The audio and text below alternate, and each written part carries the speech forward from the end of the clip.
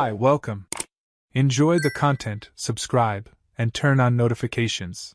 Connor Reed was 34, carrying on his shoulders the weight of a job most people couldn't handle for long.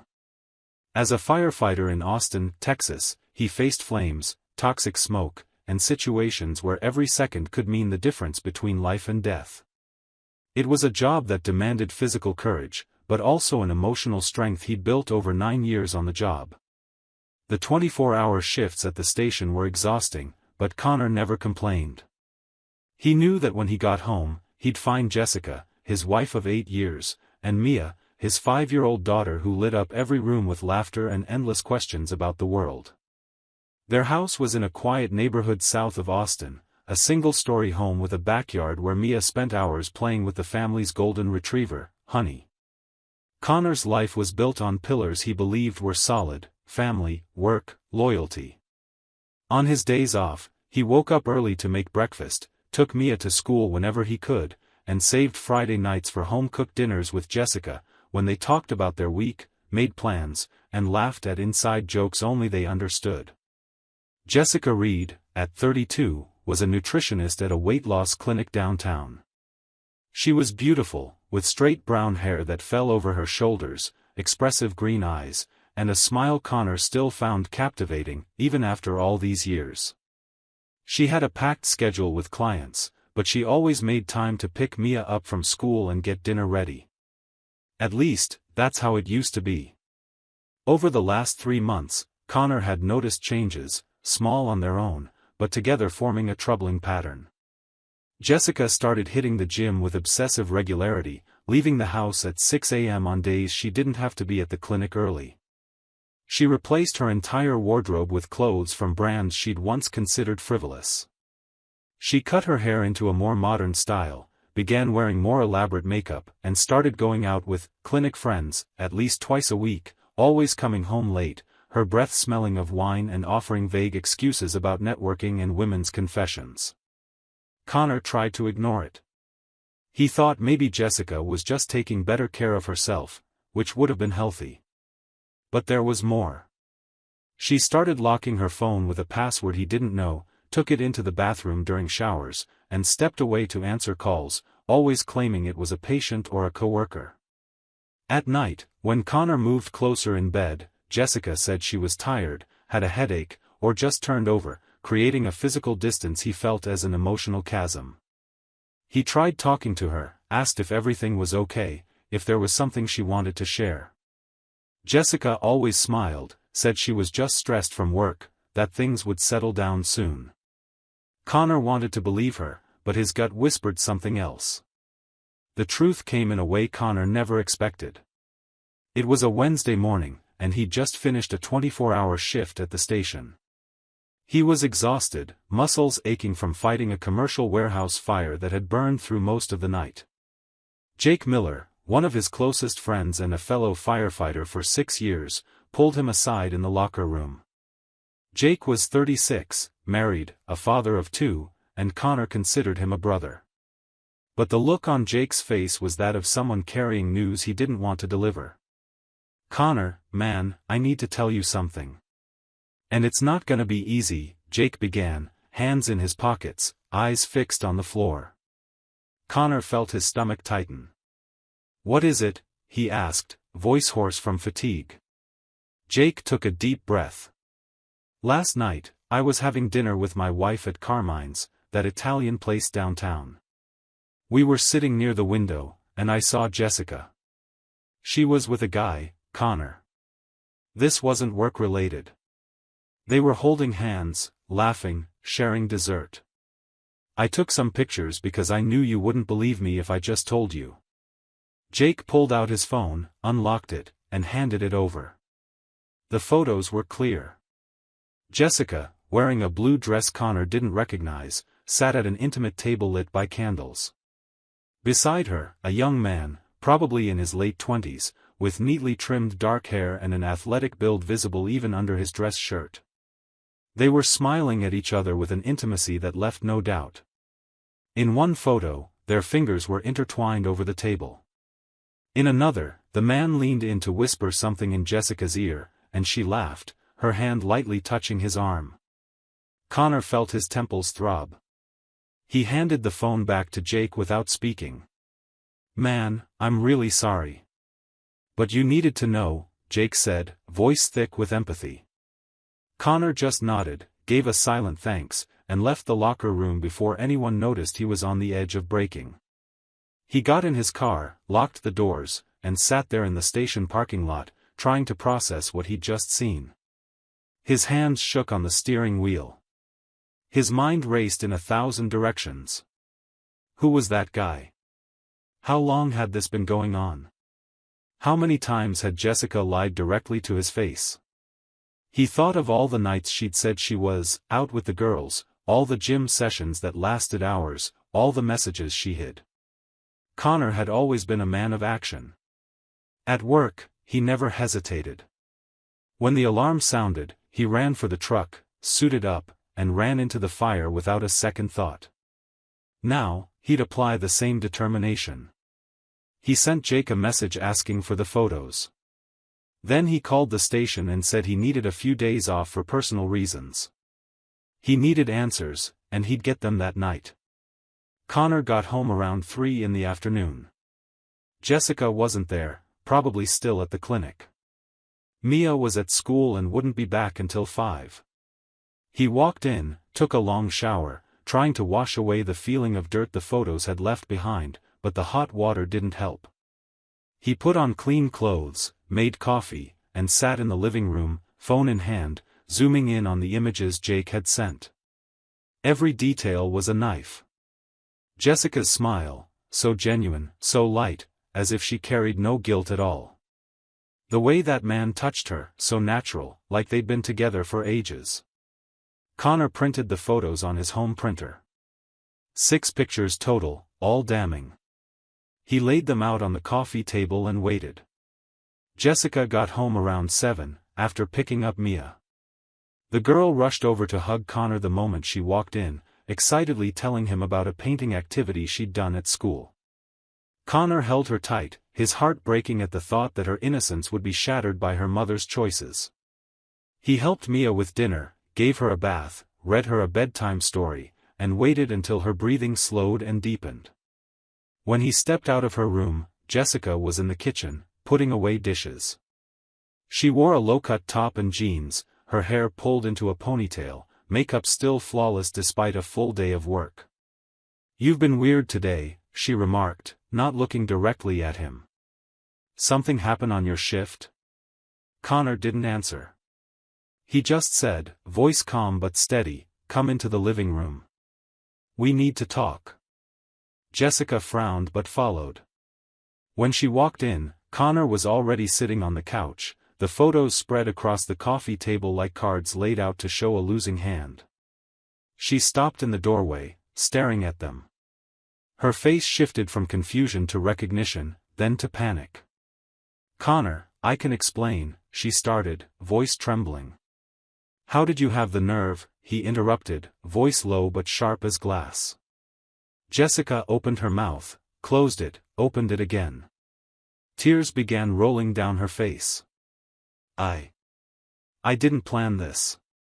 It just happened. He's Liam. My personal trainer at the gym.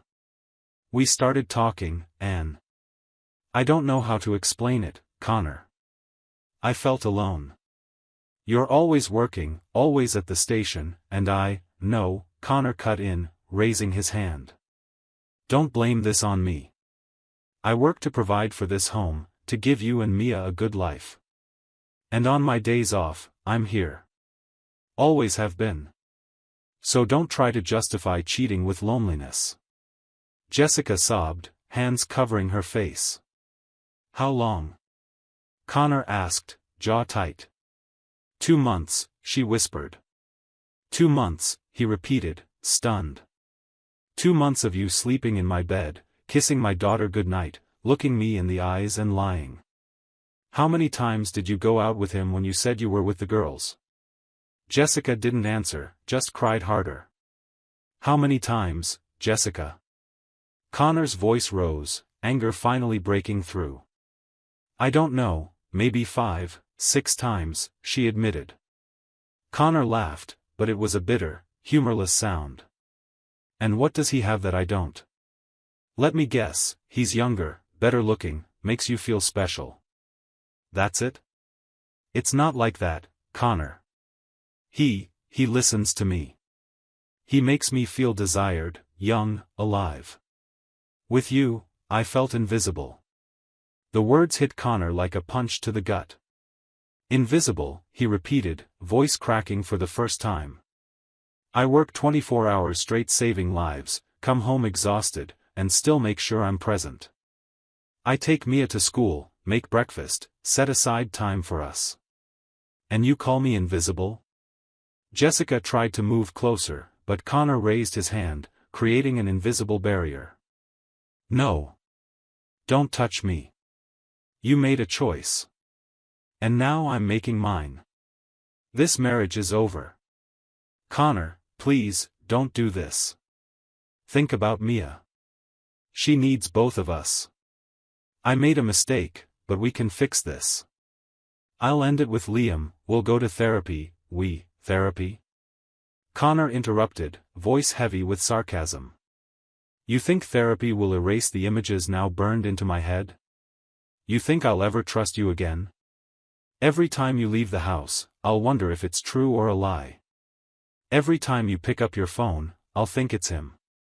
It's not possible, Jessica. You broke this in a way that can't be fixed. Jessica sank to her knees, hands clasped in a plea. I love you, Connor. I love our family. It was a mistake, a moment of weakness. I beg you, give me a chance. Connor looked at her, and for the first time since seeing the photos, he felt something beyond anger. He felt pity. Pity for a woman who'd thrown away 8 years of marriage, a stable family, the trust of a man who would have given his life for her, all for a moment of feeling alive. You need to leave. Today, he said, voice firm. I'll sleep in the guest room. Tomorrow morning, you pack your things and go wherever you want. Your mom's place, a hotel, it doesn't matter. But you won't sleep here anymore. Jessica tried to argue, but Connor simply turned his back and walked upstairs. He locked himself in the guest room and, for the first time in years, cried. Not for the end of the marriage, but for the betrayal by the person he trusted most. For the humiliation of knowing that while he risked his life in fires, she was in another man's arms. For the pain of having to explain to Mia, someday, why mommy and daddy didn't live together anymore. In the days that followed, Connor moved with the same military precision he brought to work. He hired Mark Sullivan, a family law attorney in Austin known for being aggressive and effective. Connor presented Jake's photos, explained the situation in detail, and made it clear he wanted primary custody of Mia. Mark listened, took notes, then said, in Texas, infidelity can factor into custody, especially if we can prove it affected the child's well-being. I'll need everything, texts, location records, witnesses. You mentioned she went out at night and came home late. Who watched Mia? Me, when I was home, or the babysitter when I was on shift, Connor replied. Good. That shows you're the primary caregiver. We'll use that. Mark obtained a court order for Jessica's text messages and location data. What they found was devastating. Explicit conversations with Liam, exchanged intimate photos, plans for dates while Connor was working. There was even a message where Jessica said Connor would never suspect anything because he was too naive. The divorce was officially filed 3 weeks after the confrontation. Jessica hired a lawyer who argued Connor was absent due to his job, that she'd felt neglected, and that infidelity shouldn't impact custody. But the evidence was undeniable. Connor had records of every school event he'd attended, photos of family weekends, testimonials from neighbors and friends attesting to his active role as a father.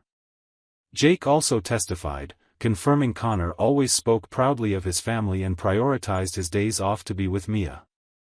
The division of assets followed Texas's community property laws, but Connor's lawyer argued the house should stay with him, since Mia needed stability and Connor had the financial means to maintain it. Jessica received half the home's value as compensation, but she had to leave the home she'd helped build. Primary custody of Mia was awarded to Connor, with Jessica granted supervised visitation for the first 6 months, until an evaluator determined whether she could provide an emotionally stable environment for the child. Liam, the 27-year-old personal trainer who'd promised emotional support and whispered promises of a future together, vanished the moment he realized the scope of the problem. He had no interest in being a stepfather, dealing with legal battles, or linking his name to a scandal. He blocked Jessica on every social platform and switched gyms. Jessica tried reaching out to him countless times, but he never replied.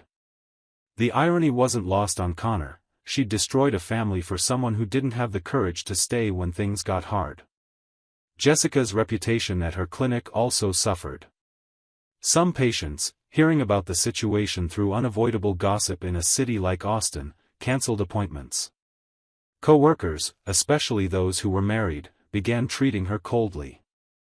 Unable to handle the judging glances and hushed conversations, Jessica quit her job 4 months after the divorce began. She moved into a small apartment on the other side of town, far from everything that reminded her of the life she'd lost. Connor, meanwhile, dove into rebuilding. He kept working at the station, but also started therapy to process the betrayal and pain. His therapist helped him understand that Jessica's infidelity said nothing about his worth as a man or a husband, it said everything about her choices. Connor learned to separate who he was from what had happened. On weekends, he devoted every minute to Mia. He took her to the park, taught her to ride a bike, had picnics in the backyard. He explained the situation in age-appropriate terms, telling her mommy and daddy couldn't live together anymore, but they both loved her very much. Mia, with the resilience of children, adjusted to the new reality better than Connor expected. She continued seeing her mother during scheduled visits, but it was clear her strongest bond was with her father. 18 months after the divorce, Connor was in a completely different place. The pain was still there, but it no longer consumed him. He'd learned to trust himself again, to value his own company, and to find joy in small things, a laugh from Mia, a night of grilling with Jake and friends, a morning run before work. He even started dating again, cautiously. He met Claire, a 32-year-old English teacher, at a mutual friend's birthday party. She was kind, patient, and admired Connor's strength as a father. They went out a few times, slowly, without rushing. Connor wasn't ready for deep commitments, but he appreciated her company and the possibility that maybe, one day, he could build something new. Jessica tried to reconnect several times. She sent long messages begging for forgiveness, showed up at visits with extravagant gifts for Mia, suggested family dinners, for the sake of the child. Connor held firm boundaries. He only responded about practical matters concerning Mia and made it clear there was no room for reconciliation. Justice for Connor didn't come from a courtroom or a judge's ruling. It came from the certainty that he'd protected his daughter and his own dignity. It came from knowing that even when the ground vanished beneath his feet, he'd gotten back up and rebuilt. It came from the peace of looking in the mirror and seeing a man who refused to accept less than he deserved, who chose truth over convenience, and who taught his daughter, through actions, not just words, that self-respect isn't negotiable. And when Mia, at 7, asked why mommy and daddy didn't get back together, Connor answered honestly, "Sometimes, people make choices that change everything. And when that happens, you need the courage to move forward and build something better." Mia nodded, not fully understanding, but feeling the strength in her father's words. And in that moment, Connor knew justice wasn't about revenge or punishment. It was about choosing to live with integrity, even when the world around you fell apart. Thank you for watching the video. If you enjoyed it, don't forget to subscribe to the channel and turn on notifications so you won't miss any updates. See you next time.